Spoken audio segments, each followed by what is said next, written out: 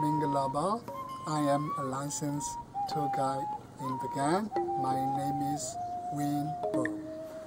I would like to invite to my all golden guests to visit Myanmar and to come Bagan.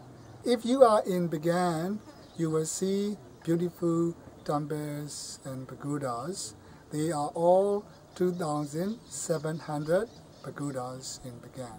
All the temples and pagodas have been built 11th to the 13th century, all with well preserved by the Ministry of the Archaeology and UNESCO.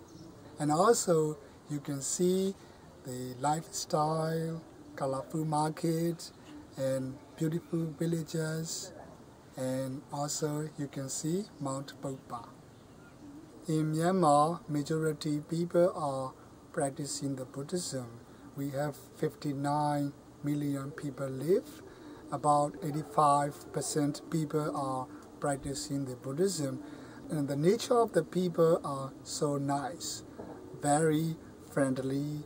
If you visit to the villages in Myanmar, they warmly welcome to you. This is the nature of Myanmar people.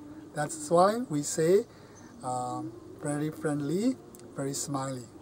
I love my job very much because I can explain our culture, our history, and our lifestyle to foreign people.